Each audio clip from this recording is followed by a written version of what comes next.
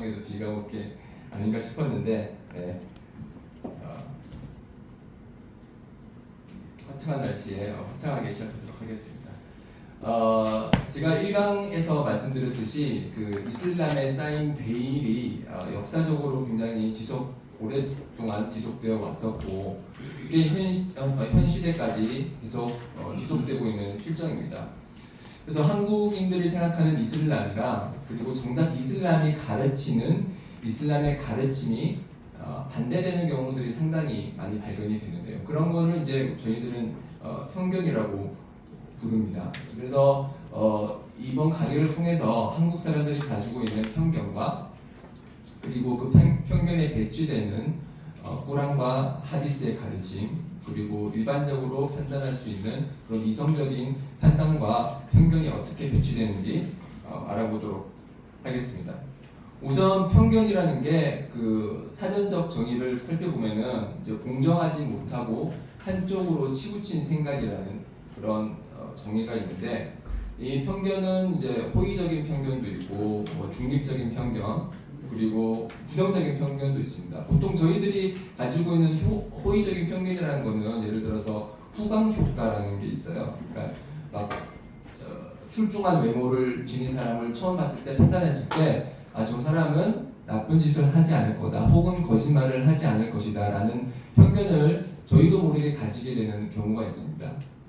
그 사람의 그 외모와 됨됨이를 연결시켜버리는 그런 이제 호의적인 편견도 있을 수가 있고 그리고 부정적인 편견 이제 저희들이 살펴볼 이슬람에 관한 편견은 거의 대부분이 이제 부정적인 편견인데요. 충분한 근거도 없이 다른 사람들을 이제 나쁘게 보는 게 이제 부정적인 편견입니다.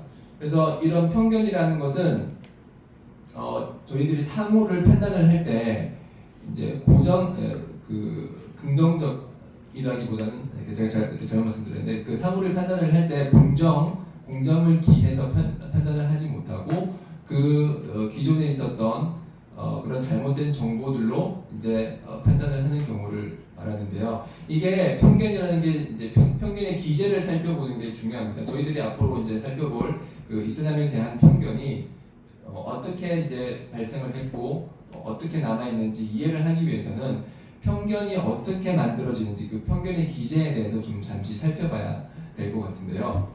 우선 편견이 생기는 원인은 이제 잘못된 정보가 이제 처음에 이제 주입이 되고요. 그 잘못된 정보를 통해서 저희는 이제 대부분의 경우는 그 성급한 일반화의 오류를 범하게 돼서 이제 자신이 가지고 있는 그 조그만 정보를 확대를 해서 이게 이제 다른 부분에도 적용이 될 것이다라는 일반화의 오류를 거친 후에 그 다음에 이제 그 확증 편향이 생기게 됩니다. 자신이 가지고 자기가 이렇게 제한적인 정보로서 판단하는 한 결과를 이제 다른 곳에 대입을 해볼 때 그것이 이제 자신이 가지고 있던 편견과 일치하면은 그대로 수용하고 일치하지 않고 자신이 갖고 있던 그런 결과물과 배치될 때는 그 정보의 가치를 낮게 보거나 아니면 이건 예외 상황이다 라고 하면서 기존에 갖고 있었던 편견이 쌓이고 쌓이는 그런 현상을 거침으로써 편견이 이제 사람들의 머릿속에 이제 박히는 과정을 가지게 됩니다. 그래서 예를 들면은 지금 아까 전에 제가 시작했을 때 말씀하셨던 그 징크스라는 것도 어찌 보면 이제 확증 편향의 결과입니다. 제가 이제 1강과 2강을 했을 때 이제 비가 왔었잖아요. 그래서 제가 이렇게 말했었어요. 나에게는 징크스가 있다. 내가 강의를 할 때마다 비가 오네. 라고 이제 제가 잘못된 정보로서 저의 제한된 그런 경험으로서 이제 판단을 내렸어요. 그리고 그것을 이제 저는 그 성급한 일반화의 오류를 통해서 1, 2강뿐만이 아니고 앞으로 내가 할 모든 강의에는 비가 올 거다라는 그런 판단을 하게 되고 그리고 지금 이 판단에 대해서는 이제 확증 편향을 제가 이렇게 적용을 하는 거예요. 그래서 제 3강에는 비가 안 왔어요. 그러면은 공정한 판단은 3강에는 비가 안 왔으니까 1, 2강에서 비가 왔다고 해서 앞으로도 비가 올 가능성은 적지 않을까라고 판단을 하는 게 맞지만 이제 확증 편향을 적용을 하게 되면은 상강에서는 비가 안 오는 건 예외야. 이거는 예외적인 경우고 다른 강의를 할 때는 비가 올 것이다 라고 이제 판단을 하는 게 이제 징크스죠. 그래서 뭐 야구 선수라든지 아니면 운동 선수들이 내가 껌을 씹지 않으면 패배한다 라는 징크스를 가지고 있는 것도 동일한 기제죠. 껌을 씹고 야구를 했더니 승리를 했는데 어느 날 껌을 씹지 않았더니만은 패배를 했다. 그래서 이 제한된 정보를 이제 확장을 하는 거죠. 그래서 나는 껌을 씹지 않으면은 앞으로도 패할 것이다 라고 하면서 껌을 씹지 않았을 때 패했을 때의 경험을 쉽게 받아들여요. 거봐, 나한테 징크스가 있어. 그리고 껌을 씹지 않았을 때도 승리를 했잖아요. 그러면은 이건 예외 상황이야. 이렇게 편견은 이제 그 기제를 통해서 이런 편견의 기제를 통해서 잘못된 정보 그리고 성판 일반화 그리고 확증 편향을 통해서 이제 생성되는 게 편견입니다. 그래서 그러면 이렇게 잘못된 정보는 어디서 오느냐? 저희들이 보통 신뢰할 만하다, 신뢰할 수 있는 정보의 원천을 통해서 저희들이 정보를 접하게 되는 경우가 많은데 이슬람과 관련해서는 보통 교과서를 통해서 저희들이 이슬람의 정보를 흡수하는 것이 거의 대부분입니다. 저같이 이제 80년대에 태어난 사람들이나 아니면은 70년대 그 이후 세대, 30, 40대 세대들은 아직도 머릿속에 교과서를 통해서 배운 이슬람의 이미지가 그대로 박혀 있는 경우가 많아요. 왜냐하면 저희들은 학생 때 그런 배운 잘못된 정보들은 그대로 스펀지처럼 흡수를 하거든요. 그래서 그걸 바꾸는 데는 굉장히 많은 시간이 걸려요. 그래서 제가 이제 입교를 했을 때 그때 이제 성원에서 가서 이제 그 학생회가 있었거든요. 그래서 학생회에서 학생회실이 들어갔는데 그때 어떤 한 학생이 손에 꾸란을 들고서 꾸란을 읽고 있었어요. 그래서 이게 무슨 책이냐 물어보니까 이게 하나님의 성서래요. 하나님의 성서. 저는 깜짝 놀랐어요. 왜냐면은 제가 중고등학교 때 배운 바로는 분명히 이슬람은 마호메트가 창시한 알라신의 종교였고 기독교와 기독교 유대교에서 말하는 하나님과는 동떨어진 존재였거든요. 그래서 이슬람 힌두교는 소고기를 먹지 않고 이슬람은 돼지고기를 먹지 않으니까 이슬람도 힌두교처럼 이렇게 다신 종교가 아닌가 그런 추측을 하고 있었거든요. 그래서 제가 이런 잘못된 편견을 가지고 있었던 이유는 잘못된 정보, 교과서에 있었던 정보가 그것이 진리라는 전제를 가지고 정보를 흡수했기 때문에 그런 잘못된 정보가 발생하는 거고요. 교과서뿐만이 아니고 이제 보통 일반인들을 통해서 학생이 아닌 일반인은 이제 언론 매체를 통해서 이슬람을 접하는 경우가 많아요.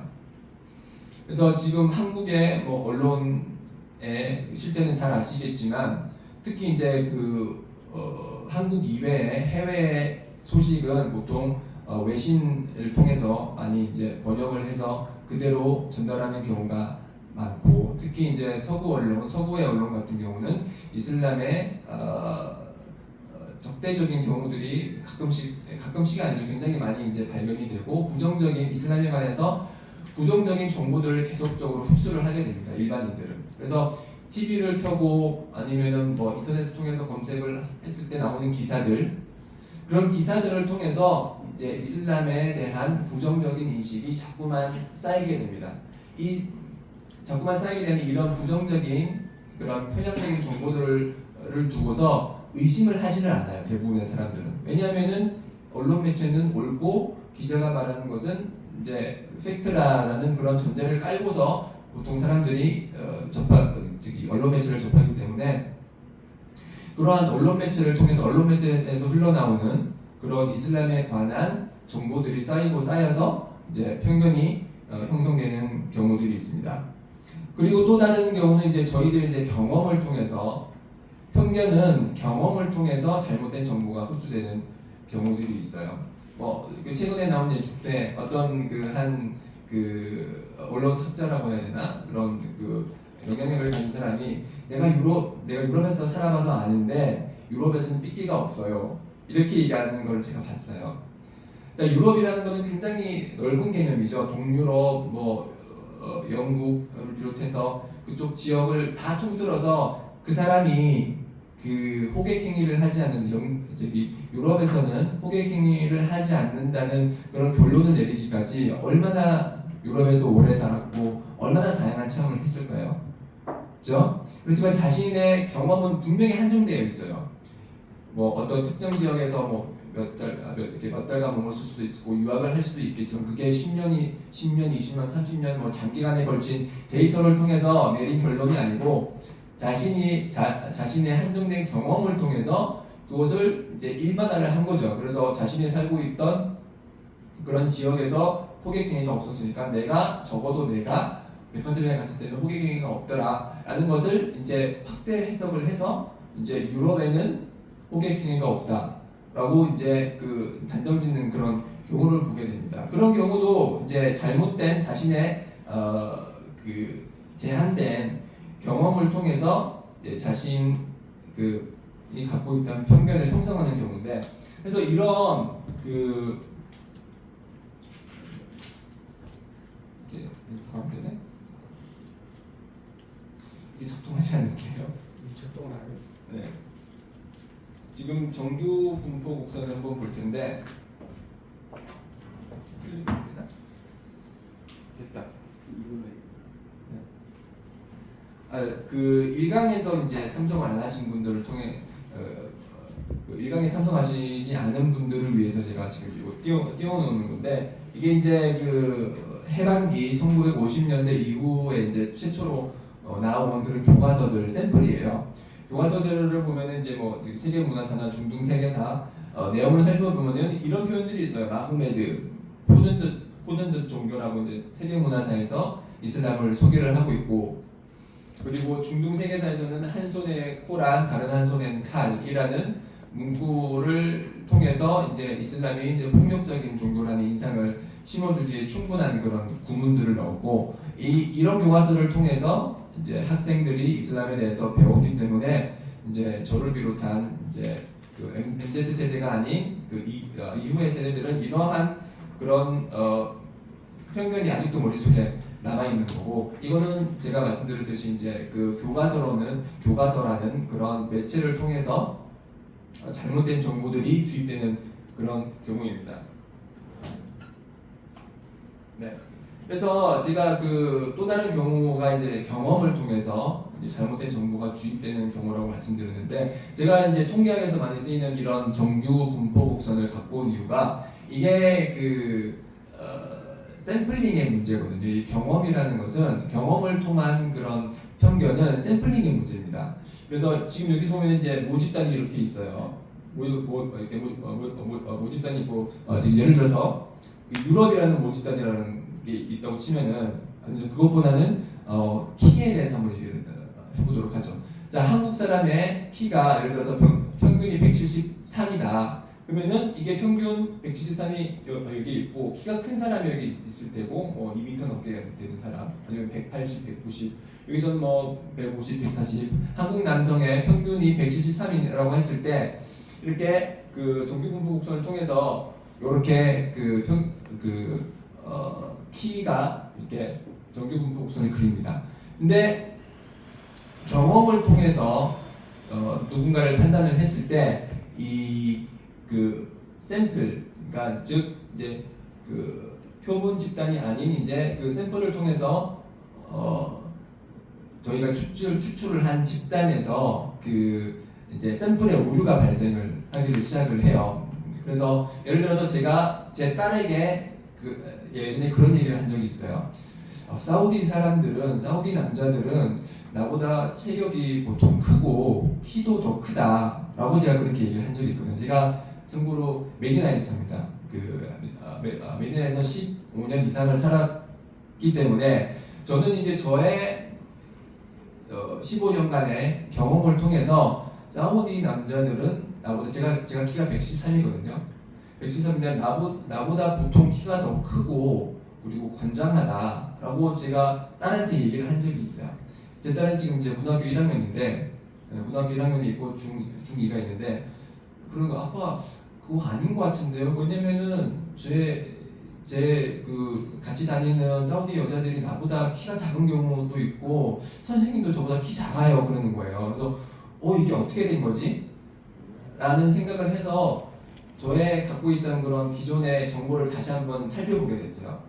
제가 지금 사우디 사람들은 한국 사람들보다 일반적으로 키가 크다라고 판단한 이유는 저의 제한된 경험 때문이었어요. 왜냐면은 저의 삶은 메디나에서 삶은 집 그리고 메디나 성원, 대학교 이거밖에 없어요. 특히 이제 제가 이제 그 집에 있다가 예배를 드리러 이제 예언자 성원이 있어요. 예언자 성원이라 그러면은 그 예언자 무함마드께서 이제 메디나에서 살았을 때 지었던 그 성원인데 그 성원은 이제 성스러운 성지이기 때문에 관광객들이 굉장히 많이 오고 그 관광객들을 통제를 하기 위해서 사우디 경찰들이 많이 있어요. 그래서 저는 이제 매일같이 이제 저의 그 출퇴근을 하거든요. 매일같이 이제 사우디 경찰들이 있는 그 사우디의 성지 그리고 이슬람의 성지인 메디나를 이제 메디나 성원을 왔다 갔다 하면서 저는 사우디 사람들을 보면은 사우디 경찰을 본 거예요. 사우디 경찰들은 저보다 키가 커요 보통. 또 키가 크고 건장하고 이렇게 몸이 좋거든요. 그래서 저도 모르게 사우디 남자들은 이렇게 나보다 키가 크고 일반적으로 체격이 건장하구나라고 그렇게 저의 제한된 경험을 통해서 편견했다는 거죠.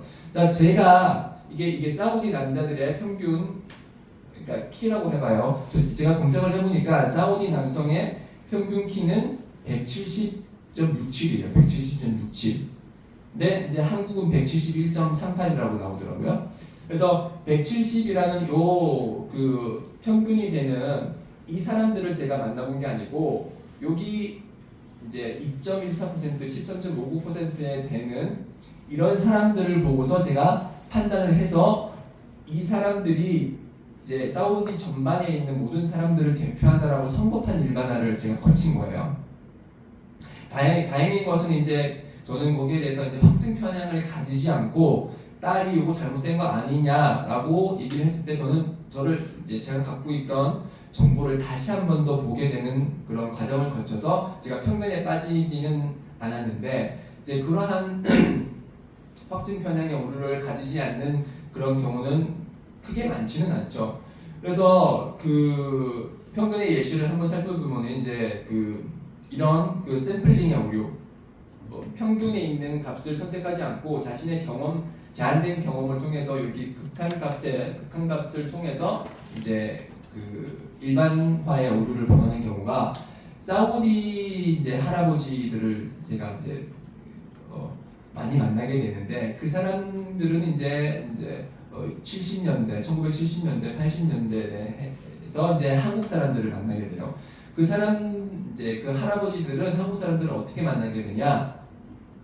7, 80년대 이제 오일머니가 이제 많이 생기게 되고 한국에서 이제 근로자들이 사우디나 아니면 중동 지역에 가서 이제 건설 현장에 이제 투입이 돼서 이제 열심히 일을 해서 이제 외화를 획득하는 그런 경우가 있었는데 그 당시 이제 할아버지들은 이제 뭐 초등학교 아니면 중학교 아니면 아주 어린 나이에 이제 한국 사람들을 보게 된 거예요. 근데 이제 소문이 드는 거예요. 한국 사람들이 이제 가서 그 사이트에서 이제 여러 가지 이제 기본 건물들을 짓고서 이제 건설을 하는데 한국 사람들이 오는 곳에는 개가 사라진다는 거예요. 개가 사라져 버려요. 그러니까 사람들이 이제 개고기를 먹는다는 거죠. 그래서 제가 정말 그런지 이제 주위 사람들한테 이제 열어보니까 그게 맞다 그러더라고요. 그러면서 자신의 경험을 얘기하는데 우리 사이트에는 개가 2마리 있었는데 첫 번째 개의 이름은 초보개로 지었고 두 번째 개는 말복이라고 지어가지고 초보가 이리와 점심 먹자 그러다가 이제 초복날이 다가오면은 이제 초복이가 사라지는 거예요. 말복이 되면 말복이가 사라지고 그러니까 개를 이제 실제로 이제 먹기도 했다 그러더라고요. 그래서 이 한국에 있었던 그러니까 한국에서 거기서 일했던 근로했던 그런 사람들을 지켜본 사우디 할아버지는 한국 사람에 대한 그런 정보는 자신의 제한된 경험에 의한 거죠. 그래서 한국 사람들 중에서는 일반 평균은 개고기를 즐겨 먹지 않아요. 그렇지만 개고기를 즐겨 먹는 이제 나이가 많으신 세대들 그런 사람들을 사우디 할아버지가 봤고 그래서 그 사람들은 한국 사람들은 개고기를 먹는구나라는 자신의 경험, 그러니까 자신의 제한된 경험을 통해서 그걸 성급하게 일반화를 해서 그게 이제 편견을 가지게 된 거예요, 그렇죠? 그래서 이러한 편견은 팩트와는 이제 배치되는 판단이고, 이제 동일한 한국 사람에 대해서 또 다른 그룹은 이제 또 다른 편견을 가지고 있어요. 예를 들어서 중동에 있는 여성들이라고 한번 해봐요.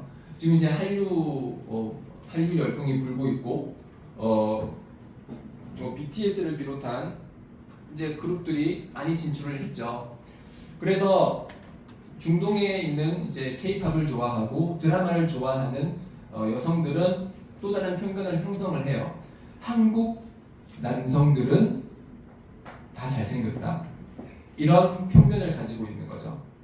그래서 이거는 이제 호의적 편견이죠. 그 부정적 편견이 아니고 호의적 편견인데 이것도 마찬가지예요. 그 이전에 제가 보여드렸듯이 그 사람들이 중동 여성들이 보는 한국인이라는 것은 굉장히 제한된 샘플이에요. 지금 외모 수준으로 봤을 때 외모가 보통이다라는 게 이제 평균이라면은 그 중동 여성들은 이제 가장 탑 중에서도 탑인 잘생긴 그런 사람들을 중동 사람들은 그런 한국의 이제 잘생긴 사람들만을 보게 되는 거죠. 연예인들, 가수들 그런 사람들을 이제 영화를 통해서 보고 그리고 뭐 뮤직비디오를 통해서 봐서 아 내가 보는 모든 한국 사람들은 잘생겼네. 아 한국 사람들은 잘생겼어. 라고 이제 편견을 가지게 되는 것도 마찬가지로 자신이 가지고 있는 제한된 경험, 특정한 채널을 통해서 보게 된 특정 집단에 대한 정보를 성급히 일반화를 해서 그것이 이제 진리라고 보는 거고 이제 그렇게 쌓은 편견을 예를 들어서 좀 잘생기지 않은 그런 한국 사람들을 보면 저 사람은 예외야. 저 사람은 원래 저런 사람들은 많이 없고 원래 대부분 한국 남자들은 잘생겼어. 그렇게 확증 편향을 하게 되는 거죠. 자신이 갖고 있었던 그런 편견을 확증시키는 그런 기제를 통해서 자신의 편견을 계속적으로 강화시키는 그런 역할을 하게 됩니다. 또 다른 그룹은 예를 들어서 그 일본의 극우파가 있다고 얘기를 해봐요. 그래서 일본에 있는 극우파들은 이렇게 얘기해요. 한국 사람들은 다 성범죄자들이다. 한국 남자들은 다 성범죄자들이라고 얘기를 하면서 근거로 되는 게 자신들은 항상 한국 신문을 읽는데요. 한국 신문을 읽는데 사회면을 펼치자 보면은 거의 뭐 이틀에 한 번꼴로 사흘에 한 번꼴로 뭐 서울에 있는 어느 곳에 성범죄가 일어났고 뭐 이게 지하철에서 어떤 일이 있었고 뭐 이런 부정적인 정보들을 보게 돼요. 그래서 이 사람들은 그래 한국 남자들은 나쁜 놈들이야. 한국 사람들은 한국 남자들은 성범죄자들이라라는 편견을 가지게 되는 것입니다. 그래서 그 신문에 있는 이거는 이제 언론 매체죠. 언론 매체에 있는 특정 부분에 가지고 있는 그런 정보들을 계속적으로 접하게 됨으로써 그걸 이제 일반화해서 모든 한국 남자들은 성범죄자들이라는 그런 편견을 가지게 되는 것이죠. 자, 저희들이 지금까지 본 예시는 다 동일한 사람이에요. 한국 사람이에요. 한국 남자들인데 어떤 사람들은 한국 사람들은 개고기를 먹고 어떤 다른 부류들은 한국 사람들은 너무 잘생겼고 또 어떤 부류에서는 한국 사람들은 성범죄자라는 그런 판단을 하게 됩니다. 이런 편견에 대해서 여러분들 동의하시나요? 절대 그렇지 않죠. 성범죄자가 아닌 분들이 다 대다수고 개고기를 먹지 않는 분들이 대다수고 잘생긴 사람도 있지만 그렇지 않은 사람들도 분명히 존재를 하는 거죠. 그래서 이렇게 편견이라는 게 굉장히 위험한 겁니다. 굉장히 위험한 건데도 사람들은 누구나 어느 정도의 편견을 가지고 있어요. 저도 아까 전에 말씀드렸듯이 사우디 사람들이 한국 사람들보다 키가 더 클 것이다라는 편견을 가지고 있었던 게 사실이시고 대부분의 이런 사람들이 편견을 가지고 있는데 왜 이런 편견을 가지고 있냐? 이거는 이제 그 심리학적 관점에서 보면은 이게 그 사물을 쉽게 판단하는 기준이 되는 거예요.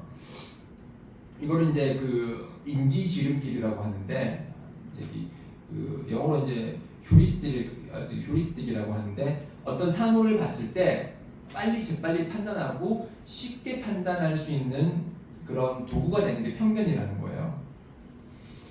그래서 우리 인간의 본성은 뭔가를 판단을 할 때 막 고민을 하게 되고 이것이 옳냐 그르냐라고 이제 명확하게 판단하지 않고 뿌연 상태에서 있는 것을 좋아를 하지를 않아요. 그래서 예를 들어서 정치적인 그런 이슈를 판단을 할 때도 자신이 진보냐 아니면은 보수냐라는 그런 잣대로 굉장히 복잡한 정치적인 그런 현상을 쉽게 판단할 수 있어요. 진보의 잣대를 가지고 있는 사람들은 이제 보수의 정치권에 누가 이말을 하면은 이거 잘못됐어. 왜냐면 자신은 진보고 그 사람은 보수이기 때문에 쉽게 빨리 판단할 수 있어요. 그 사람이 왜 그 말을 했고 어떤 사회적인 배경이 있고 그런 거를 판단하기에는 머리가 너무 아파요. 아프고 그걸 하려면 너무 시간도 많이 걸리고 에너지도 많이 소비되기 때문에 나는 진보니까 저 사람은 잘못됐어. 보수. 나는 보수니까 저 진보 학자의 말을 잘못했어. 라고 이제 재빨리 판단할 수 있는 그런 도구로서 작용을 하는 게 편견입니다. 그리고 이런 편견을 깨기는 쉽지가 않아요. 이 편견을 깨려면은 우선은 자신이 갖고 있었던 판단이 잘못됐다는 걸 인정을 해야 돼요. 내가 잘못했다. 나의 판단이 잘못됐다라고 인정할 수 있는 사람들이 그리 많지 않아요. 거기에 더해서 내가 잘못했음을 인정했으면은 그 내가 잘못된 것이 아닌 정확한 게 무엇이냐 그걸 또 찾아보려는 그런 노력이 필요한데 이런 노력을 기울이는 게 힘들다. 그래서 지금 우리가 바라보는 이슬람에 대한 것도 마찬가지입니다. 자신이 갖고 있던 기존에 배웠던 쉽게 배웠던 교과서 아니면 언론 매체 자신의 이제 그 제한된 편견을 통해서 가지고 있던 이슬람의 편견을 깨는 거는 쉽지 않은 일이에요. 귀찮은 일이기도 하고 내가 왜 그래야 되냐라는 그런 반문도 올 수도 있고 그렇죠? 그렇지만 우리는 진리를 추구해야 됩니다. 그것이 우리 자신에 대해 반대되는 일이라 할지라도 꼬란에서는 그것이 자신의 부모님과 친척과 자기 자신에 반대되는 것이라 할지라도 공정을 기하라 라고 얘기를 했거든요. 편견을 깨는 일은 공정을 추구하는 그런 방법이기도 합니다. 그래서 정확히 사물을 이해하고 공정하게 판단을 하려면은 우리는 사물의 전체적인 부분을 봐야 돼요. 앞에서 저희가 이제 종교공부 곡선을 봤듯이 우리는 여기 극한에 있는 양쪽을 통해서 판단하는 것이 아니고 이 사물의 전체 그러니까 모집단의 공정한 샘플링을 통해서 저희들이 판단을 해야만이 편견으로부터 극복을 할 수가 있습니다.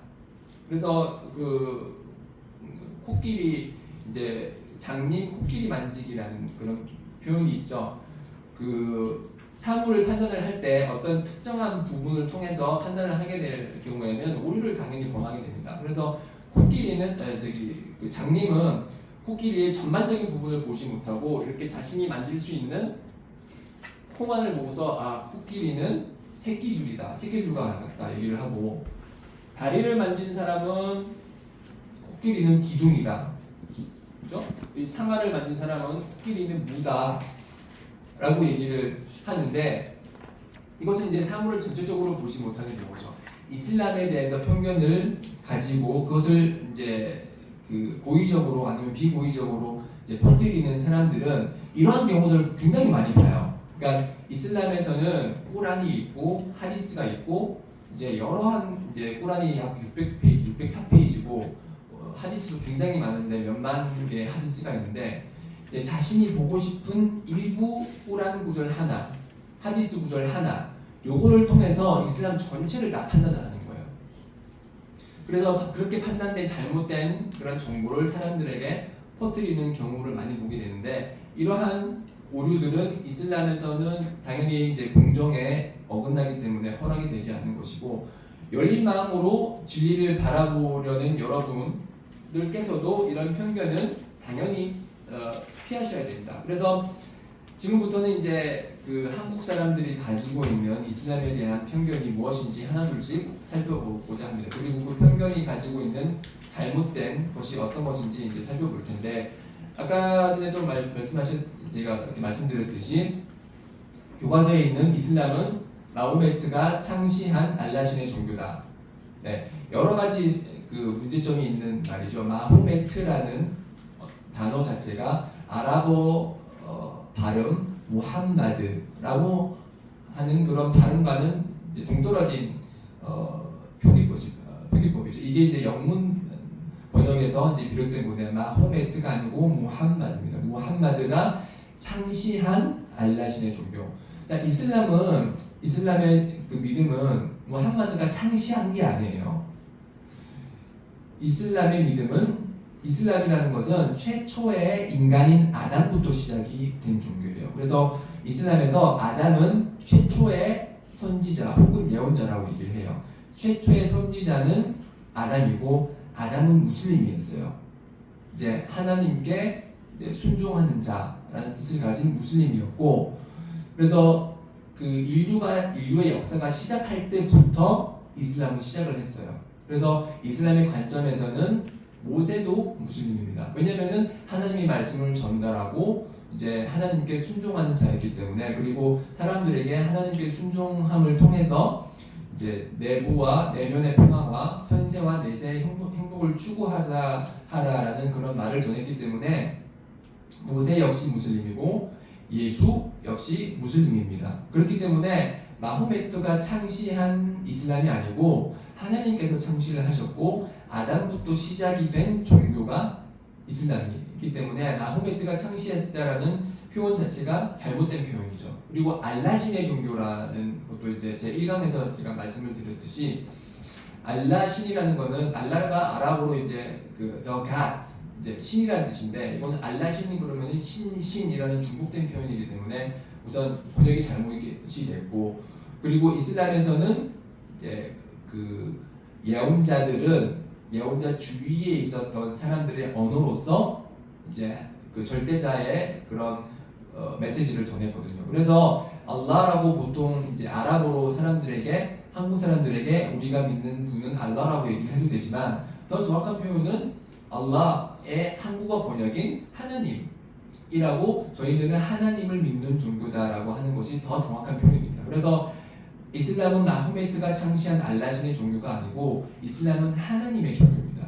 하나님 혹은 하느님의 종교고, 그래서 마호메트가 창시한 종교라는 그런 표현은 교과서에 박혀 있었던 몇십 년 동안 교과서에서 삭제되지 않고 계속적으로 반복되어 왔던 이 잘못된 정보는 이 이슬람에 대한 편견을 이제 만들게 되는 이제 시초가 되는 것이죠. 그래서 이거는 이제 잘못된 표현이고, 마호메트가 창시를 했기 때문에 또 다른 편견이 하나 더 생겨요.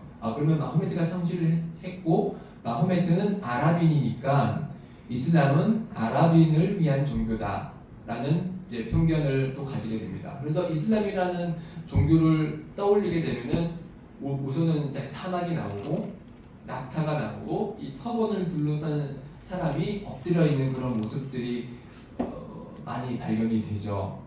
그렇지만 이슬람의 메시지는 그와는 배치됩니다. 이슬람의 메시지는 이슬람은 전 인류를 위한 종교예요. 그러니까 하나님의 그런 종교는 역사가 쭉 길어요. 아까도 제가 말씀드렸듯이 아담으로부터 시작을 해서 이제 예언자의 계보는 무함마드까지 지속이 되고, 무함마드가 이제 마지막 예언자인데, 이슬람의 믿음에 따르면은 이슬람 이전에 있었던 종교, 하나님의 종교, 계시 종교는 그 당시 지역, 그 당시 사람들을 위한 하나님의 종교였어요.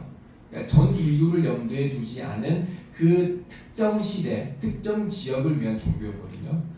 그래서 모세가 하나님의 말씀을 가지고 이제 도래한 것은 그 당시 핍박을 받고 있던 이제 이스라엘의 백성들을 구하고, 그리고 이제 파라오가 가지고 있던 그런 우상 숭배, 불신을 타파하기 위해서 보내진 사람이 모세입니다.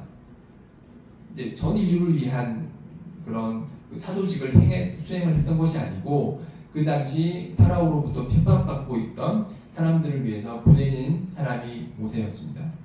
예수도 마찬가지입니다. 성경을 잘 아시는, 성경을 이제 깊게 공부해 보신 분은 알겠지만, 반복적으로 예수는 나는 이스라엘의 자손들을 위해서 보내졌다라고 이제 그런 메시지를 반복적으로 얘기를 하거든요. 전 인류를 위해서 보내진 그 예언자다라는 말을 한 적이 없어요. 반면에 이슬람에서는 꼬란과 하디스를 통해서 이제 이슬람은 전 인류를 위한 종교라고 얘기를 해요. 모든 인류를 위한 종교. 와마 아우살나 일라 카파탈 린나스. 내가 그대 즉 무함마드를 보냄은 카파탈 린나스 전 인류를 위해서 내가 보낸 것이다라고 이제 꼬란에서 명백히 얘기를 하고 있거든요. 그래서 아랍인을 위한 종교가 아니고 전 인류를 위한 종교예요. 그래서 이전에 있었던 그런 선지자들과 무함마드 선지자 무함마드 간의 관계를 이제 설명하는 하디스가 있는데, 이전의 선지자들은 마치 이제 아름다운 집을 지어놓은 것과 같다라고 얘기를 해요. 아름다운 저택이 하나 있고 너무 예뻐요. 근데 여기 보니까 벽돌 하나가 빠져 있어요. 벽돌 하나가 빠져 있는데 이 벽돌 하나가 빠져도 집은 아름답고 충분히 보기 좋아요. 거기서 살 수 있기도 좋고.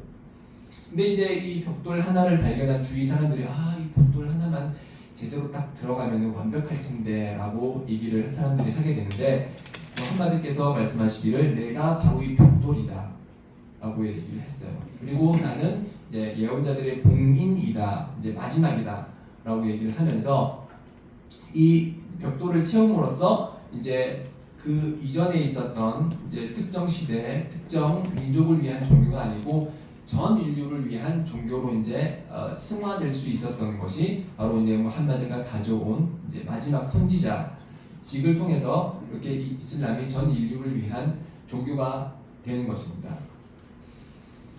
그래서 그 이슬람은 이제 아랍인을 위한 종교가 아니고 이제 전 인류를 위한 종교라는 말씀을 드리고요. 그리고 또 널리 퍼진 교과서에 이제 적혀있던 잘못된 정보로 통해서 퍼진 편견은 한 손엔 코란, 한 손엔 칼, 이렇게 해서 이슬람이 이제 그 이슬람을 선택하지 않으면은 이제 너는 죽을 거다라고 이제 위협을 통해서 이제 그 선교를 하는 그런 종교로 이제 낙인이 찍히게 되는데, 이것도 이제 잘못된 편견 중에 하나죠. 그 교과서에서 이제 파생된 그런 잘못된 정보가 지금까지 우리의 머릿속을 떠나지 않고 있는 편견인데, 일각에서도 예시를 들었듯이 이제 칼을 통해서 전파된 것이 이슬람이 아니고 이제 인도네시아 이제 최대 대국이라고 인구가 가장 많은 무슬림 인구가 가장 많은 이슬람 국가인 인도네시아나 아니면 그 옆 국가 말레이시아에서는 아랍 상인들을 통해서 이슬람이 전파가 됐죠. 아랍 상인들이 이제 가지고 있었던 훌륭한 성공을 통해서 이슬람이 전파된 경우이고, 저도 이제 이슬람을 전파를 하지만 저는 여러분들에게 종교를 믿으라고 강요를 하지도 않고 제 호주머니에 칼을 들고 다녀서 믿을래 안 믿을래 이렇게 위협을 한 적도 없습니다. 그렇죠? 이것이 이슬람의 가르침이기 때문이죠. 라 이크라하 피딘이라고 꾸란은 명백하게 얘기를 하고 있습니다. 종교에는 강요가 없다. 올바름은 그릇됨으로부터 자연스럽게 구분이 된다. 자연스럽게 구분이 되기 때문에 누군가를 협박을 해서 이슬람을 믿으라고 이제 강요를 할 필요가 없는 것이죠. 하디스를 통해서도 마찬가지입니다. 이슬람 국가에 살고 있는 이제 비무슬림의 경우에는 이제 아랍어로는 아hlud dim마라고 얘기합니다. 아hlud dim마라고 하면 이제 계약의 사람들인데, 계약을 통해서 이슬람을 믿는 무슬림들과 비무슬림들 사이에 이제 계약이 성립을 하는 거예요. 그래서 서로 적대적인 행위를 하지 않고 우리가 너희들의 생명과 재산을 다 보호해 줄 테니까 다만 너희들이 이런 국가를 통해서 얻을 수 있는 서비스에 대한 이제 그 반대국부 차원에서 주민세를 내라. 이제 그렇게 얘기해서 이제 주민세만 내게 되면은 그 사람의 그 안녕과 그런 생명은 보장이 됩니다. 그래서 아hlud-dim마 계약의 사람들을 정당한 이유 없이 살해하는 사람은 천국의 향기를 맡지 못할 거라고 얘기를 했거든요. 하디스에서. 그 얘기는 비무슬림들에게 이제 종교를 강요를 할 수 없고 부당하게 살해를 하게 될 경우에는 무슬림도 천국에 들어가지 못하는 그런 참혹한 결과를 맞이하게 되기 때문에 그런 비무슬림들에 대한 권리를 보호하는 것은 이슬람의 메시지이기도 합니다. 그렇지만 잘못된 편견은 한 손에 코란, 한 손에 칼 이런 편견이 이슬람에 대한 정확한 인지를 못하게 저희들을 이제 방해하는 거죠.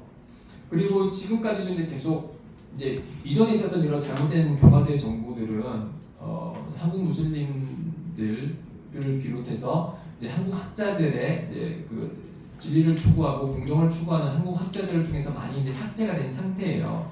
그래서 지금 교과서를 보면은 뭐 한 손에 칼, 한 손에 코란 이런 표현은 제가 알기로는 없는 걸로 알고 있어요. 삭제가 됐고 알라신이라는 표현도 삭제가 되고 지금 이제 알라라는 그런 표현만 남았습니다. 물론 저 역신 같은 경우에는 이게 알라 기독교에서 그러니까 기독교의 신을 소개를 할 때 티오스 신이라고 얘기를 하지 않잖아요. 티오스는 이제 그 성경의 그 구약과 신약의 첫 이제 원본의 이제 그리스어로 이제 하나님이 이제 티오스인데 저희들은 기독교의 신은 티오스로 신이라고 얘기를 하지 않죠. 그렇지만 교과서에는 이제 이슬람의 신을 이제 알라라고 얘기를 하는데 이제 제 욕심 같아서는 이제 그것도 이제 하나님으로 바꾸면 좋을 텐데 그래도 알라 신이라는 표현이 사라진 것만 해도 이제 편견을 해결하는데 굉장히 도움이 많이 될 것이라고 생각을 합니다. 그래서 이전에 있었던 이 잘못된 정보를 통한 편견은 많이 사라지고 있어요. 특히 이제 교과서를 통한 그런 잘못된 편견은 이제 많이 사라지고 있는데 지금까지도 계속되고 있는 게 이제 다음에 이제 볼 편견들입니다. 이슬람은 남녀를 차별한다. 이슬람은 남녀를 차별한다라는 그런 편견입니다. 이거는 편견입니다. 왜냐하면은 저희들은 이슬람은 남녀를 차별하지 않습니다. 다만 구별을 할 뿐이죠. 저희들은 그 이슬람은 남녀의 기계적인 평등을 반대합니다. 남성은 분명 여성과 다릅니다. 꼬란에서도 레이사 다카리 갈운사라고 명백하게 얘기했습니다. 남성은 여성과 같지 않노라. 다른 두 가지에 대해서 저희들은 다른 규정을 적용을 하는 거예요. 그래서 이슬람은 남녀를 구별하는데 이제 이슬람은 남녀를 차별한다고 하는 사람들의 이제 근거들 중에 하나가 유산상속이거든요. 꼬란에서는 다른 종교와는 달리 유산에 관한 상속법도 명백하게 규정을 하고 있어요. 누가 어떻게 죽었고 누구를 남기고 있고 그랬을 때는 누가 얼마를 가지고 이런 것들을 이제 명백히 규정을 하고 있는데 일반적으로 남성은 여성의 유산 상속분의 2배를 받습니다. 이거는 팩트입니다. 남성은 여성보다 일반적으로 유산 상속분의 2배를 받습니다. 그래서 이 2배를 받는다는 그런 규정을 통해서 이슬람은 남녀를 차별한다. 왜 여성에게는 남성의 절반만을 주느냐? 이렇게 얘기를 하면서 이슬람은 남녀를 차별한다고 얘기를 합니다. 답변을 드리자면은 이거는 서로 남녀라는 서로 다른 성별에 따른 차이점을 인정한 유산 상속이라는 거죠. 남성이기 때문에 경제적 부양을 해야 됩니다. 여성은 경제적 부양이 의무가 아니에요. 남성은 여성을 경제적으로 부양할 의무가 있습니다. 그런 의무를 지니기 때문에 남성은 여성보다 자신이 경제적 부양을 책임지고 있는 사람에게 써야 될 재산이 더 많아야 됩니다. 반면에 여성은 자신의 부양을 책임질 수 있는 남성으로부터 경제적 부양을 받지만 자신이 여성은 누군가에게 돈을 의무적으로 지출을 해야 될 필요가 없거든요. 그렇기 때문에 남성이 경제적 부양의 의무를 지기 때문에 그런 경제적 의무를 실천하기 위해서 더 많은 돈이 필요하고 그래서 남성은 여성에 비해서 2배의 그런 유산 상속분을 가지게 되는 것입니다. 이것은 이제 남성과 여성에 대한 구별인 것이죠. 분명 남성과 여성에 대한 의무사항은 이슬람에서는 남성과 여성의 그런 의무사항을 다르게 두고 있어요. 예를 들어서 국방의 의무 같은 경우는 이슬람에서는 남성만이 국방의 의무를 집니다. 여성은 국방의 의무를 지지 않아요. 전쟁이 발생을 했을 때 전쟁터에 의무적으로 나갈 필요가 없습니다. 그렇지만 남성은 이제 성인이라면은 반드시 나가서 이제 총을 들고 적군과 싸워야 되는 것은 남성들만이 짊어지는 의무사항입니다. 마찬가지로 이제 그 샤피이나 아니면 한발리 학파에서는 남성은 반드시 합동 예배를 드려야 돼요. 그러니까 성원에 모스크에 가서 같이 사람들과 같이 합동 예배를 드려야 되거든요. 반대로 여성은 합동 예배를 드릴 필요가 없어요. 굳이 옷을 입고 밖에 나가서 예배를 드리고 다시 걸어서 돌아오는 어찌 보면은 번거로운 그런 절차를 여성은 밟을 필요가 없는 거예요. 가장 훌륭한 예배는 여성들이 드릴 수 있는 가장 훌륭한 예배는 집에서 드리는 예배예요. 마찬가지로 여성은 생리가 오게 되면은 예배가 변제됩니다. 예배 자체를 안 드려도 돼요. 그렇지만 남성은 하루 5번 예배를 꼬박 드려야 되고요. 그래서 여기서 또 이제 샘플링을 잘못하면은 남성만 경제적 의무를 져. 남성만 국방의 의무를 시행해야 돼. 남성만 합동 예배를 드려야 되고 남성만 휴식 시간이 없어. 야, 이거는 남자를 차별하는 종교네. 이슬람은 남자를 차별하는 종교네. 이러한 편견에 사로잡힐 수 있는 것은 이제 그 사람이 이제 전체적인 시각으로 이슬람을 바라보지 못하는 거죠. 코끼리를 판단하는 이제 장님처럼 이런 일부 제한적인 텍스트만을 보고서 이슬람은 남자를 차별하는 종교라는 결론을 내릴 수 있는 위험성이 분명히 존재를 하는 거죠. 그렇지만 저희들은 이런 단편적인 시각에서 벗어나서 좀 더 넓은 시각으로 폭발적인 시각으로 봤을 때는 이슬람은 남자를 차별하는 것도 아니고 여자를 차별하는 것도 아니며 이슬람은 남녀를 구별을 하는데 남성과 여성은 다르고 그렇기 때문에 남성과 여성에 대한 다른 규정을 두고 있는 거예요. 비슷한 맥락에서 이제 히잡을 들 수가 있죠. 왜 여성은 베일을 써야 되냐? 왜 여성은 머리카락을 가리고 남성은 자유롭게 베일을 가리지 않아도 되느냐? 그거는 남성과 여성이 다르기 때문입니다. 이 남성과 여성에 대한 그런 구별적인 규정은 이슬람뿐만이 아니고 이전에 있었던 그런 계시 종교도 마찬가지예요. 유대교에서 이제 자주 읽히는 탈무드를 보면은 그런 인상 깊은 구절이 있어요. 남성은 물건을 건넬 때 조심하고 여성은 옷을 갈아입을 때 조심하라라고 그런 규정이 나오거든요. 그 얘기는 뭐냐면은 남성은 물건을 건넬 때 여성과 손의 접촉이 있지 않도록 조심하라는 거고, 여성은 옷을 갈아입을 때 남성이 보는 거를 이제 방지할 수 있도록 이제 남성이 보지 않는 데서 옷을 갈아입으라고 얘기를 했는데, 왜 이렇게 남성과 여성의 그런 규정이 다르냐? 왜냐하면 이건 심리학적으로 이제 밝혀진 팩트인데, 남성은 이제 시각적인 유혹에 약하고 여성은 촉각적인 유혹이 약해요. 그래서 남성은 보는 것을 통해서 이성을 통한 그런 유혹을 느끼고, 여성은 이제 만지고 접촉하는 것을 통해서 더 많은 그런 유혹을 느끼는 거기 때문에, 그런 이성을 통한 유혹을 방지하는 그런 규정이 뭐냐? 남성은 이제 남성은 시각적으로 약하기 때문에 여성에게 남성의 시각을 통한 유혹을 이제 방지하라는 거죠. 그래서 히잡을 쓰는 거예요. 여성이 히잡을 쓰지 않으면은 남성은 그 여성의 아름다운 머리카락을 비롯한 이런 신체의 모습이 눈으로 보이기 때문에 그것이 남성에게 시각적인 유혹이 된다는 거죠. 그렇기 때문에 그런 이성으로부터의 유혹을 방지하기 위해서 여성에게는 히잡을 써라라고 얘기를 하는 것이고, 남성도 마찬가지예요. 여성은 이제 그런 신체적인 촉각을 통해서 유혹이 되기 때문에 하디스에 의하면은 내가 외간 여성의 손을 잡는 것보다 차라리 쇳바늘이 내 머릿속에 박히는 게 더 좋다라고 그렇게 하디스에서 얘기를 하고 있거든요. 그래서 남성은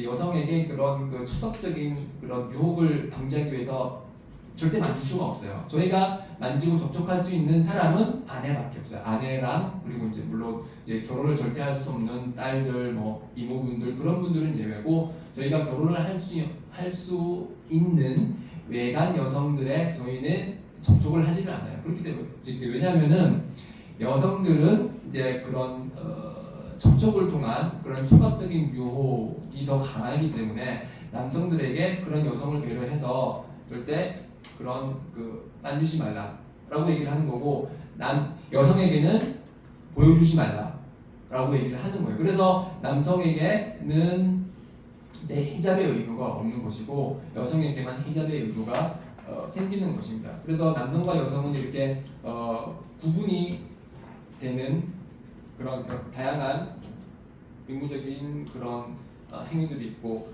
그래서 이제 히잡을 쓰는 분들을 통해서 이제 히잡을 쓰는 무슬림들에 대해서 이제 편견이 이제 이게 남녀 억압이고 차별이다라는 얘기를 많이 하는데, 참 안타까운 것은 지나가는 수녀님들이 이렇게 베일을 쓰는 걸 보면은 참 이렇게 칭찬들을 많이 해요. 저 사람들은 뭐 신앙을 통해서 신앙을 위해서 자신의 삶을 다 바치고 있구나 얘기를 하는데, 이게 이제 지금 제가 이렇게 드리고 싶은 말씀이에요. 이게 이혜인 수녀님의 1990년대 모습이에요. 이게 얼핏 보면은 무슬리마 같은 복장을 하고 있는데, 이분에 대해서 판단을 할 때는 이제 신앙의 성신이다, 이렇게 다 가리고 정숙함을 보이는구나 그렇게 얘기를 하면서도, 무슬리마가 이렇게 히잡을 쓰면은 이거는 이제 억압의 발표다, 막 여성을 차별하는 종교다라는 이제 얘기를 하게 되는 것이죠. 이것은 이제 남녀의 그런 다름을 인정하는 이슬람의 종교, 그리고 그 다름에 따라서 다른 규정을 부과하는 이슬람을 제대로 이해하지 못하는 편견의 발로인 것이죠. 자, 그래서 또 이슬람에 대해서 이제 남녀를 차별한다라는 또 다른 편견의 그런 예시는, 이슬람은 이제 남자가 여자를, 남편이 아내를 폭행하는 것을 허락한다라고 생각하는 분들이 굉장히 많이 있어요. 아내가 여성을 때리는 것은 이슬람에서 일반적으로 봤을 때 허락이 됩니다. 이거는 부정할 수 없어요. 왜냐하면은 꼬란에 보면은 이제 제가 한국어로 번역을 했는데, 교만함이 걱정되는 여성들은 그대들이, 즉 남편들이 그네들을 처음에는 훈계를 해요. 훈계하고 그 다음으로는 침대에서 그녀들을 멀리하고, 그래도 교정이 되지 않을 때는 그녀들을 가볍게 때리라라고 얘기를 하고 있습니다. 우선 남녀 사이에, 남편과 아내 사이에 알력이 발생을 했을 때는 이슬람은 이렇게 세 개의 단계적인 그런 해결책을 제시를 하고 있어요. 첫 번째는 이제 말로서 이제 설득을 통해서 이제 상대방의 잘못을 고치려고 노력을 하고, 아무리 해도 말로서 되지 않을 때는 이제 각방을 써서 이제 자신의 화가 났다는 것을 충분히 아내에게 보여주는 것이고, 그럼에도 불구하고 이제 자신이 금지하고 있는, 예를 들어서 남편이 아닌 다른 남성과 막 여행을 간다든지 아니면은 뭐 다른 활동을 통해서 남성이 불쾌하다고 생각하는 것을 멈추지 않았을 때는 남편이 아내를 때릴 수 있습니다. 그렇지만 이 때린다는 게 어떤 뜻이냐? 왓더리부훈, 이제 아랍어로서는 왓더리부훈, 그러니까 그녀들을 때리라라고 얘기해요. 이 때리라는 구절을 어떻게 이해해야 되냐? 저희가 꾸란과 하디스를 이해하는 방식은, 정통 이슬람에서 꾸란과 하디스를 이해하는 방식은 이슬람 초기에 무함마드와 그와 함께 있었던 교우들이 이해한 그 방식으로 꾸란과 하디스를 이해하는 것이 정통 이슬람입니다. 제가 한 번 더 반복할게요. 무함마드와 그와 함께 있었던 초기 교우들이 꾸란과 하디스를 이해하는 것이 정확한 이슬람의 이해입니다. 자, 그러면 이 구절에 대해서 초기 교우들은 어떻게 이해를 했냐? 이븐 아바스라는 분이 있어요. 이븐 아바스라는 분은 이제 무함마드의 사촌이기도 하고, 그리고 그 무함마드께서 그를 위해서 기도를 해줬어요. 알라흠마 파끼후후 피딘, 하나님이시여 그가 종교를 이해할 수 있게 해주고, 와알림후 타윌, 그가 꾸란을 제대로 이해할 수 있게 해주십시오라고 무함마드가 이븐 아바스를 위해서 기도를 했어요. 이 이븐 아바스는 그래서 그 무함마드의 기도로 인해서 두르자만이라 꾸란이라는 별명을 얻게 돼요. 이제 꾸란을 정확하게 해설하는 해설가, 라는 그런 별칭이 붙을 정도로 이 탑시르, 즉 꾸란 해석학에서 이븐 아바스가 가지고 있는 그런 위치는 명백합니다. 굉장히 권위가 있는 사람인데 이분 아바스가 뭐라고 얘기를 했냐면은 여기서 말하는 때리라는 것은 미스와크를 통해서 때리라는 것이다 라고 얘기를 합니다. 미스와크가 뭐냐면은 그 이제 나무 뿌리에서 만들어진, 현대로 보면 이제 칫솔 역할을 하는 나무 뿌리예요. 나무 뿌리. 이제 이것보다는 훨씬 적고 좀 더 얇은 것인데, 이제 이슬람에서는 미스와크 사용을 굉장히 권장을 해요. 지금 이제 그 의학적인 관점에서 보면은 이제 치과 의사들이 굉장히 이제 놀라워할 정도죠. 통일신라 시대 그때부터 이슬람에서는 미스와크를 통해서 이제 이를 깨끗이 하면은 그것이 하나님의 하나님의 이제 기쁨을 얻을 수 있는 방법이라고 하는데, 이 미스와크를 보면은 이게 짧게 손가락만한 그런 크기예요. 손가락만한 크기로 아내를 때리라고 얘기를 하는 거예요. 이걸로 물리적인 상해를 가할 수가 있겠어요? 없죠. 자, 그러면은 왜 이런 걸로 때리라고 했냐? 그만큼 이런 미스와크로 아내를 때릴 정도로 남편이 화가 많이 나 있다는 것을 이제 상대방에게 드러내기 위한 거죠. 그래서 이거는 물리적인 폭력을 행사하는 것이 아니고 심리적인 효과를 염두에 둔 그런 구절인 것이죠. 그리고 무함마드 살랄라후 알라이히 와살람 그분께서는 살아생전에 한 번도 자신의 아내를 때린 적이 없어요. 이 미스와크를 통해서도 때린 적이 없으시고, 그렇기 때문에 우리 무슬림은 무함마드를 이제 인류의 가장 훌륭한 교범으로 보거든요. 가장 훌륭한 모범이기 때문에 그분의 모범을 따라서 이제 폭행을 하는 것은 이제 상처가 나고 이제 자국이 남을 정도로 이제 그렇게 물리적인 폭행을 하는 것은 허락이 되지 않습니다. 무함마드께서 이제 고별 연설을 할 때도, 고별 연설이라 그러면 이제 돌아가시기 2년 전에 2년 전에 이제 다 사람들을 모아놓고 이제 수많은 사람들을 모아놓고 앞에서 이제 자신이 현세를 고별을 하기 전에 한 이제 유명한 연설이 있는데, 그 연설을 통해서 이제 말씀하시기를 그대들은 여성에게 친절하게 대하라. 이스타우수 빈 니사 카이란, 아랍어로 그렇게 얘기를 하셨는데, 그래서 우리 무슬림들은 남편으로서 항상 여성들, 특히 이제 아내를 친절하게 대해야 돼요. 또 다른 하디스를 통하면은 khairukum 린니사라고 얘기를 해요. 그대들 중에 가장 훌륭한 사람은 아내에게 친절한 사람이라고 얘기를 해요. 그대들 중에 가장 훌륭한 사람은 아내에게 친절한 사람이라고 얘기를 해요. 왜냐? 밖에서는 이제 자신이 하고 있는 행동들이 잘 관찰이 돼요. 그렇기 때문에 친구들에게 잘해주고 이성 동료에게 친절하게 잘해주지만 집에 들어오면은 사람들의 눈이 없어요. 그렇기 때문에 사람이 확 바뀌는 경우들이 있어요. 밖에서는 훌륭한 직장 동료고 유능하고 친절하고 깔끔한 사람이지만 집에 오면은 막 아내에게 폭언을 하고 아이들을 때리는 분들도 분명히 존재를 하는데, 이 보이지 않는, 사람들의 눈에 보이지 않는 곳에서도 자신의 아내에게 친절할 수 있다면 그게 진정으로 훌륭한 사람이라는 거죠. 그래서 저 역시도 마찬가지고 제대로 믿는 무슬림들은 아내에게 친절하기 위해서 최선을 다해요.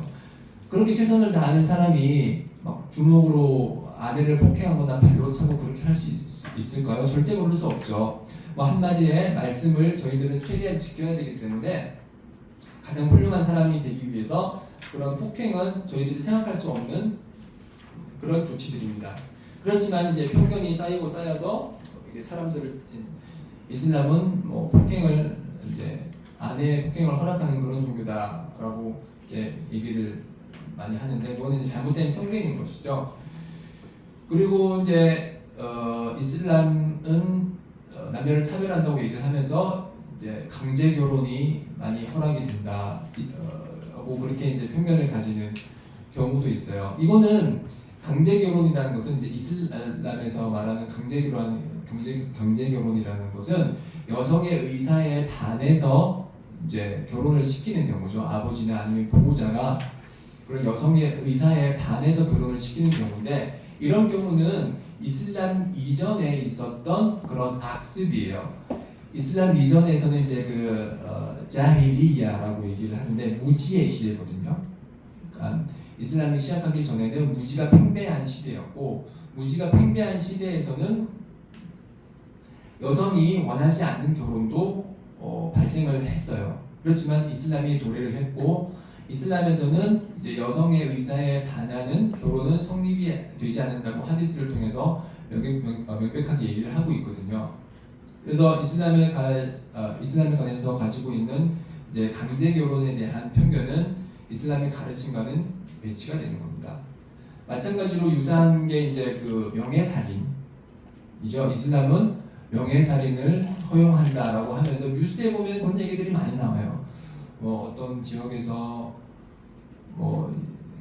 자신의 딸을 살해했다 그러면서 가문의 명예를 먹칠을 했기 때문에 살해를 했다 얘기하면서 그것을 이슬람과 연관시키거나 그것이 마치 이슬람의 가르침인 양 사람들이 많이 생각하는 경향이 있어요. 이 명예살인이라는 것은 종교적인 현상이라기보다는 이제 문화적인 현상으로 봐야죠. 펀자브 지역을 비롯한 이제 인도 지방에서는 힌두교인들도 이런 명예살인을 범하는 경우가 많이 종종 발생을 합니다. 그래서 이거는 무슬림들만이 가지고 있는 현상은 아니고, 이러한 현상들은 특히 이제 일부 중동 국가 그리고 인도 그 지역 이제 서아시아 지역에서 이제 빈번하게 발생을 하는데, 이거는 제1강에서 봤듯이 이슬람의 가르침과 명백히 배치가 돼요. 제1강에서 제가 말씀드린 것은 한 사람의 생명을 부당하게 앗아가는 것은 전 인류를 살해하는 것과 같고, 한 생명을 살리는 것은 전 인류를 살리는 것과 같다라고 얘기를 했습니다. 예를 들어서 딸이 나쁜 짓을 범했으면은 그거를 이제 개인적으로 이제 사적인 위치를 가할 수가 없어요. 이슬람에서는 반드시 법원을 통해서 아니면은 이제 이맘의 역할을 하는 그 지도자를 통해서 이제 조언을 구하거나, 이제 조언이 이제 맞고들리지 않을 때는 이제 법원을 통해서 이제 공적인 그런 처벌을 구해야지, 그런 사적인 인치를 하는 것은 이슬람에서 허락이 되지 않고, 더군다나 정당한 이유 없이 생명을 앗아가는 일은 이슬람에서 큰 죄에 속합니다. 이슬람에서 큰 죄에 속하기 때문에 이슬람의 가르침과는 이제 배치되는 그런 행위들입니다. 그래서 이런 일련의 그런 남성과 여성, 특히 이제 여성에 대한 그런 편견들이 이제 많이 발생을 하는데, 이제 마지막으로 살펴볼 이제 남녀 차별에 대한 그런 편견은, 이슬람에서는 이제 남성은 천국에 가면은 이제 여성들 한 명이 아닌 여성들이 주어지는데, 왜 여성들은 남성들이 주어지지 않냐라고 이제 얘기를 합니다.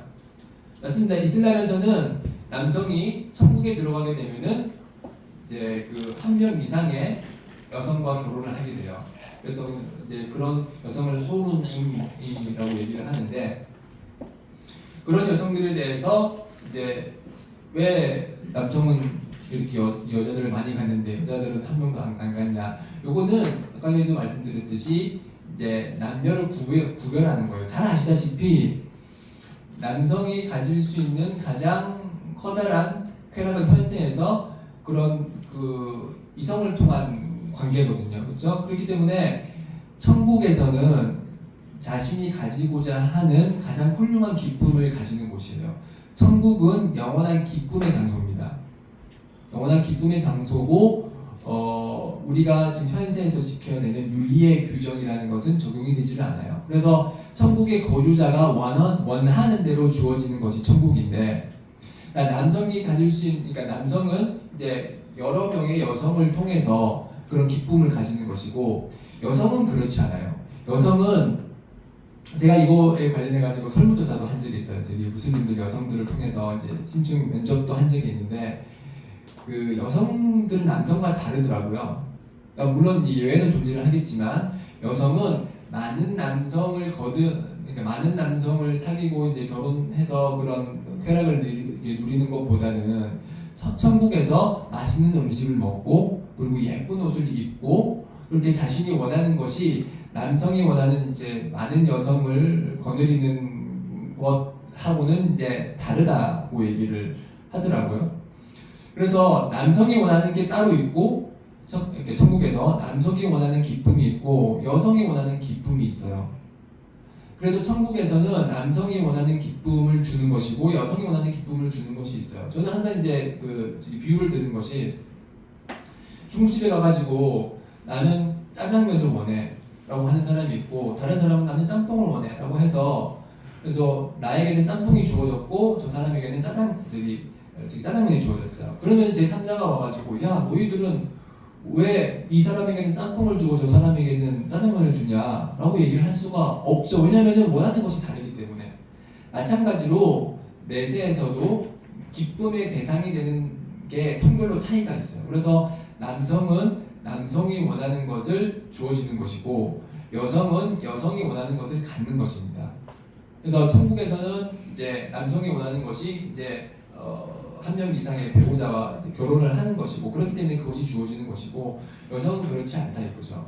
그래서 남성과 여성을 구별하는 그런 차원에서 그런 천국의 기쁨을 이해하시면은 될 것입니다. 이제 마지막으로 볼 게 이제 테러와 관련해서 이슬람은 테러리스트의 종교다라고 이제 낙인을 이제 많이 찍죠. 언론 매체에서 많이 다루는 내용이기도 하고 특히 이제 9.11 테러 이후에 이 편견이 더욱 이제 강화되는 현상이 있고 이 기회를 이제 이용해서 이슬람이 전파되기를 원하지 않는 특정 종교에서는 의도적으로 관련해서 이제 꾸란의 일부 구절들을 따와서 이슬람은 폭력을 조장하고 살인을 즐기는 종교다라고 얘기를 하면서 이제 편견을 조장하는 경우들이 굉장히 많이 있어요. 그래서 그 사람들이 하는 얘기 중에 하나가 이슬람을 믿지 않는 사람은 죽여라 라는 그런 꾸란 구절이 있다라고 얘기를 합니다. 그와 유사한 구절이 꾸란에 있는 그거는 맞습니다. 그런 구절이 있고 그런 구절은 어떻게 이해를 해야 되냐면 꾸란을 이해할 때는 아까 전에도 말씀드렸듯이 이제 그 사하바들 즉 이제 초기 세대들이 어떻게 꾸란을 이해하는지 보는 것과 그리고 그것과 함께 중요한 거는 전후 맥락을 보는 거예요. 시약을 아야라고 했는데 이제 꾸란이 어떻게 계시됐냐 계시의 배경을 이해를 해야 되고 전후 맥락에 대해서 이해를 해야 되는 것입니다. 그래서 여기 이제 구절들은 이제 타우바장에 나오는 구절들인데 그 구절들은 이제 전쟁이 발생을 했을 때 어떻게 대치해야 되는지에 대해서 그 규범을 설명을 하고 있어요. 그래서 적군을 만났을 때는 이제 목 위를 치고 목 위를 때리고 관절을 때리라라는 그런 표현이 있어요. 목 위를 때리고 관절을 때리라라는 표현이 있는데 목 위를 때리라라는 것은 이제 그 적군을 살해를 할 때 고통을 최소화하라는 거예요. 단칼에 이제 목숨을 베감으로써 이제 고문하지 말라는 것이죠. 이제 적군에서 만났을 때 이제 단칼에 그런 상대방을 적군을 제거하라는 것이고 그리고 관절을 때리라는 것은 이 손가락이나 아니면은 발에 있는 관절을 통해서 그 적군이 더 이상 무기를 쓸 수 없도록 이동할 수 없도록 이제 그 상대방의 그런 가격을 하라는 것이거든요. 이거는 전쟁 상황이라면은 충분히 허용될 수 있는 내용들이고 이성적으로 봤을 때 전혀 문제가 없는 것입니다. 그렇지만 이제 전후 맥락 다 끊고 믿지 않는 비무슬림을 살해하라 라는 꾸란의 메시지가 있다라고 이제 선동을 이제 하는데 이제 선동은 쉽고 그리고 해명은 항상 어려워요. 선동 하나 이렇게 한 줄로 선동을 하면은 몇십 페이지의 그런 해명이 들어가야 되는 경우가 많은데 이런 것들도 마찬가지로 이해할 수 있습니다. 그래서 이슬람은 오히려 꾸란에 나와 있는 이런 규범들이 전 인류를 위한 그런 계시서, 꾸란이 전 인류를 위한 계시서라는 증거가 된다고 봐요. 왜냐하면은 인류사를 한번 살펴를 보면은 전쟁으로부터 자유로웠던 세기는 없어요. 항상 누군가가 전쟁을 해왔고 항상 전쟁이 발생을 했습니다. 이렇게 빈번하게 자주 일어나는 전쟁에 대해서 하나님의 종교라고 얘기를 하는 종교가 이 전쟁에 대해서 믿는 사람들이 어떻게 대해야 되는지 침묵하고 있다면 그것이 진정한 종교라고 얘기를 할 수 있을까요? 전 인류를 위한 종교, 심판의 날이 올 때까지 지속되는 종교라면은 이 전쟁에 대해서도 규범을 밝혀야 되는 것이 맞는 것이죠. 그래서 이슬람에서는 꾸란과 하디스를 통해서 전쟁이 발생했을 때 어떻게 대처해야 되는지에 관해서 얘기를 하고 있어요. 그러면서 주목해야 될 것이 이제 전쟁이 발생을 해서 정말 총칼을 들고 있는 상황에서도 하디스를 통해서는 수도승을 살해하지 말라고 해요. 그러니까 다른 종교를 가진 사람들 중에서 경배 행위에만 몰두하고 있는 수도승을 살해하지 말고 농부를 살해하지 말라. 경작하고 있는 농부, 이렇게 자신은 전투와 전쟁하고 상관없이 나는 먹고 살기 바쁜데 그 농작물에서 이제 그 농작물을 기른 농부를 살해하지 말라고 그러고 여성을 살해하지 말라고 그랬어요. 어느 날 그 전쟁이 발생하고 나서 이제 그러니까 전쟁이 발생 전쟁들을 지나가는데 적군의 여성이 살해된 걸 발견을 한 무함마드께서는 굉장히 화를 내면서 누가 이 여성을 살해했냐라고 반문하시면서 여성에 대한 살해를 금지하셨어요. 그리고 노약자와 어린이에 대한 살해도 마찬가지고 이러한 여러 규범들을 얘기를 해보면 이거는 민간인에 대한 살해를 금지하는 거거든요. 전쟁이 발생했을 때조차도 민간인을 살해해서는 안 돼요. 그와 반대되는 9.11 테러를 봤을 때 9.11 테러는 얼마나 많은 전부 다 민간인이죠. 민간인이 다 살해가 된 거죠. 9.11 테러는 그렇기 때문에 이슬람과는 전혀 무관한 오히려 이슬람의 가르침과 반대되는 그런 범죄 행위죠. 그럼에도 불구하고 9.11 테러를 일으킨 무슬림이 이슬람의 메시지를 전파하는 듯이 이제 편견을 가지고 이해하는 분들이 많은 것인데 참 안타까운 일이죠. 그래서 이러한 그 전쟁에 대한 규범은 굉장히 현실적이에요. 굉장히 현실적이고 이상적인 그런 규범을 제시하는 다른 종교하고는 차이가 있죠. 예를 들어서 한쪽 뺨을 맞으면 다른 쪽 뺨도 내밀라. 전쟁에서 그렇게 할 수 있어요. 적군을 많이 쳤는데 누가 나를 칼로 위협해요. 그래서 한쪽 팔 잘려서 다른 쪽 팔도 잘라. 얘기할 수 없잖아요. 그렇죠? 원수를 사랑하라 라는 말도 좋아요. 그렇지만 그것을 전쟁터에서는 적용을 할 수 없기 때문에 이슬람에서는 이제 전 인류를 위한 종교고 전쟁을 피할 수 없는 현상이기 때문에 전쟁이 발생했을 때 어떻게 우리 무슬림들이 행동해야 되느냐 그것이 나와 있어요. 꾸란에. 그렇게 나와 있는 규범을 전후맥락 다 자르고 그 일부 특정 규정을 잘못 이해하는 사람들의 그런 모습은 마치 저는 이제 이렇게 비유를 들어요. 그 가끔씩 이제 신문지상에 나오는데 그 탈영병이 총기를 가지고 탈영을 해서 무고한 시민을 살해한 그런 경우가 있다고 해봐요. 그러면은 총기를 가지고 탈영한 살해를 저지른 그런 대한민국의 예를 들어서 뭐 상병, 대한민국의 이 상병을 가지고 대한민국이라는 나라 자체를 비판하거나 아니면은 대한민국의 국방부 혹은 그 필드 매뉴얼이라고 해서 그 전쟁터에서 직접 수행해야 될 그런 일반 규범에 대해서 저희들이 비판을 할 수 있을까요? 그렇지 않죠. 그 탈영병의 이해 자체가 잘못된 거예요. 필드 매뉴얼을 잘못 이해한 것이고, 그래서 자신이 이제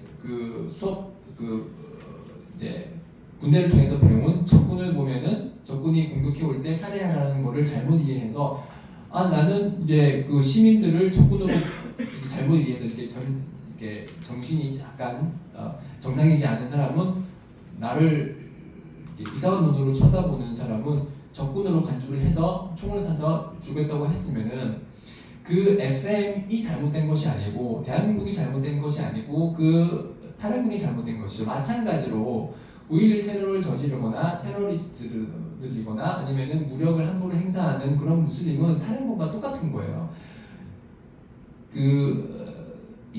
FM에 해당되는 그런 꾸란 꼬란에서 말하는 그런 이해를, 꼬란에서 말하는 그런 아야를, 그런 구절을 잘못 이해를 한 거죠.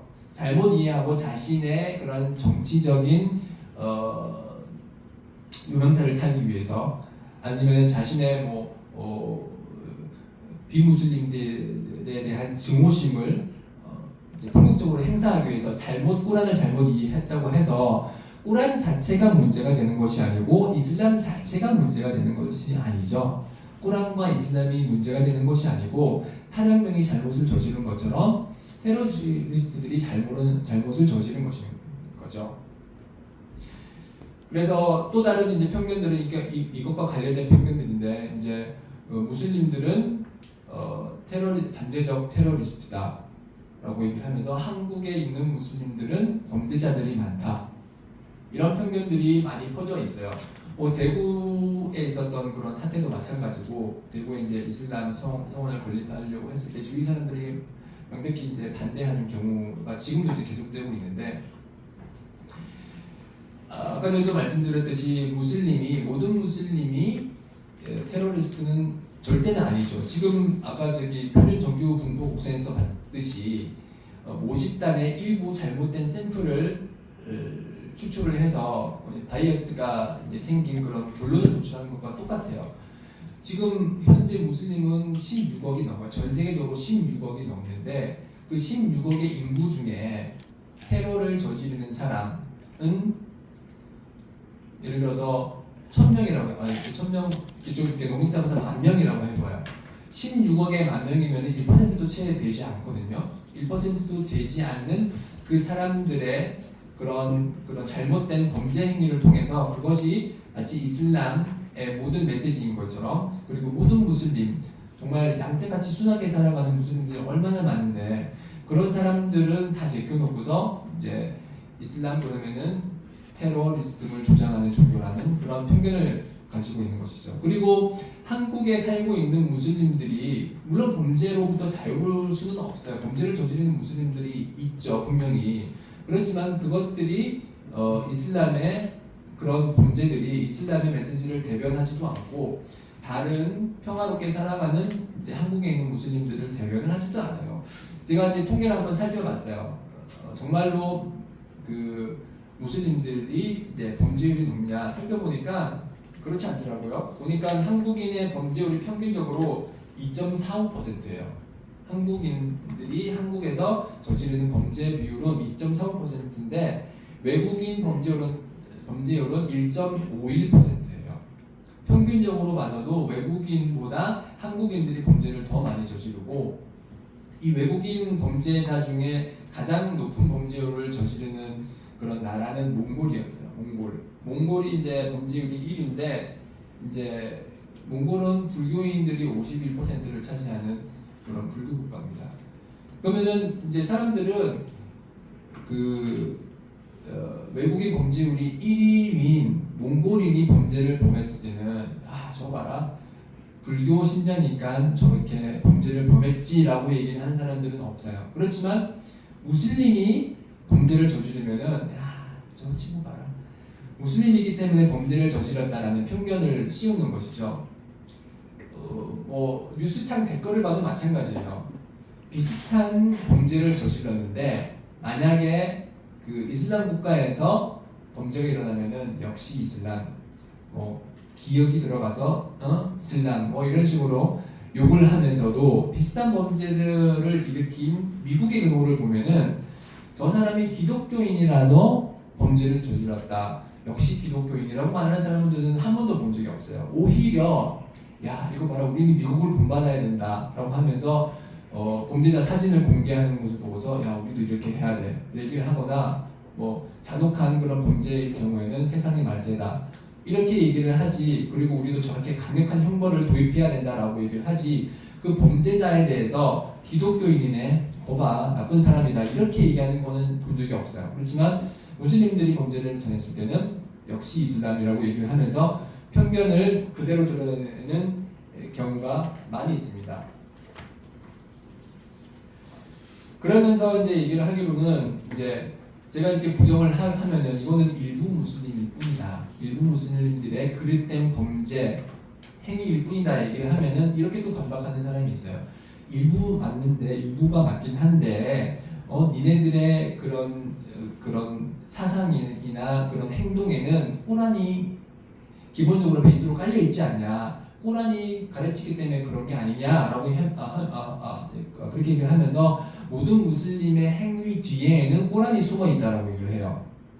이건 마치 뭐 만료인력의 법칙도 아니고 만료 꼬란의 법칙이에요. 저희들이 하는 모든 행위가 꼬란에서 비롯된 게 아니냐라고 얘기를 하는데 그것이 초기 이슬람일 경우에는 어느 정도 가능성이 있어. 그 사람의 말이 맞을 수 있어요. 그러니까 그러니까 1400년 전에 이슬람이 시작이 됐을 때는 대부분의 무슬림들이 꼬란과 하디스를 통해서 생활을 해요. 그리고 일거수일투족이 꼬란과 하디스에 일치하는 그런 행위를 하려고 노력을 하지만 지금 현 시대에서는 전혀 그렇지가 않죠. 제가 지금 이태원에 사는데요. 이태원에는 이제 그 무슬림들을 비롯해서 외국인들이 굉장히 많이 다니는 곳이고 이제 그 소위 말하는 바도 있고 뭐 게이 바도 있고 트랜스젠더들도 있고 많이 있어요. 완전 네 그러한 그런 유흥의 장소인데 이제 가끔씩 그 무슬림들이 거기서 이제 지나가기도 해요. 그러면서 이제 또 어떤 짧은 뭐 미니스커트를 입은 여성이 아랍어로 얘기를 해요. 그러면 그 사람들은 분명히 무슬림이거든요. 근데 꼬란이 무슬림의 모든 행동을 저거한다면은 그 사람들의 행위는 어떻게 이해를 해야 되는 거죠? 꼬란이 그렇게 짧은 치마를 입으라고 명령을 할까요? 꼬란이 술 마시고 댄스를 즐기면서 이성을 유혹하라고 명령을 하나요? 그렇지 않죠. 꼬란은 분명 좋은 말을 하고 선행을 권장을 하지만 그에 배치되는 행위를 하는 무슬림들은 많습니다. 특히 현대에 있어서는 굉장히 그 발생 빈도가 빈번해요. 그래서 이제 현 시대에서 저희가 말할 수 있는 것은 무슬림을 통해서 이슬람을 이해하는 것은 무리다. 무슬림을 통해서 이슬람을 이해하기보다 이슬람을 통해서 이슬람을 바라봐야 된다. 그렇게 얘기를 하거든요. 그래서 꼬란은 무슬림의 행동 지침이 맞습니다. 그렇지만 꼬란을 통해서 행동하는 무슬림 수는 계속적으로 적어지고 있고 꼬란에 배치되는 행위를 하는 무슬림들을 통해서 우리가 이 사람의 가르침이 이거다라고 얘기를 할 수가 없는 것이죠. 네, 이제 마지막으로 이제 살펴볼 것은 이제 의도적으로 이슬람을 왜곡하는 사람들이 이제 많이 써먹는 이야기 중에 하나가 이슬람을 강화하기 위해서 거짓말을 해도 좋다라고 이제 그렇게 얘기를 많이 해요. 그 인터넷에 널리 퍼진 뭐 이슬람의 13교리라는 그런 조그만 파일이 있는데 거기 보면은 이런 얘기를 해요. 이슬람은 거짓말을 허락을 하고 이슬람을 강화하기 위해서는 거짓말을 허락한다라고 얘기를 하는데 이건 꼬란과 하디스에 명백히 배치되는 그런 주장이죠. 거짓말을 하라고 종용하는 거짓말을 가르치는 종교가 세상에 어디 있겠어요. 물론 일부 방황분파가 그렇긴 하겠지만 꼬란에서는 오 믿는 자들이여 하느님을 두려워하고 정직한 자들과 함께 하라라고 명령을 하고 있어요. 정직한 자들과 함께 하라고 얘기를 하고 있기 때문에 이슬람에서는 거짓말이 일반적으로 허락이 되지가 않습니다. 물론 이제 생명의 위협을 받거나 아니면은 전쟁 시 이제 생명이 오고 가는 그러한 특수적인 상황에서는 거짓말이 허락이 되지만 일반적인 상황에서는 거짓말이 허락이 되지 않아요. 거짓말을 많이 하는 자는 하디스에 의하면은 거짓말은 악으로 이끌고 그 악은 지옥으로 사람을 이끈다라고 얘기를 해요. 그래서 저희들은 지옥을 두려워하는 무슬림은 당연히 거짓말을 하지를 않죠. 그렇지만 일부 방황분파, 예를 들어서 시아 같은 경우에서는 이제 그 자신들을 그 정통 이슬람인 것처럼 이렇게 꾸미기 위해서 거짓말을 하는 것이 허락이 돼요. 그건 이제 아랍어로 타끼야라는 교리인데, 그건 이제 일부 방황하는 분파에서 나오는 교리이지 정통 이슬람 아까 전에서 말씀드린 꼬란과 하디스와는 배치되는 그런 교리입니다. 그래서 그거를 이슬람의 교리라고 볼 수는 없고 일부 방황하는 분파에서 얘기를 하고 있지만 그것이 이슬람의 일반적인 메시지를 대변한다고 볼 수는 없는 것입니다. 네, 그래서 지금 약 1시간 반 동안 제가 시간을 지키려고 최대한 노력을 했습니다. 1시간 반 동안 이슬람에 관해서 일반 한국인들에게 퍼진 그런 편견과 거기에 대해서 이제 꾸란과 하디스에서 어떻게 가르치고 있는지, 이슬람의 메시지는 무엇인지에 관해서 알아보는 시간을 가졌습니다. 1시간 반 동안 긴 강의 들어주셔서 감사드리고, 네,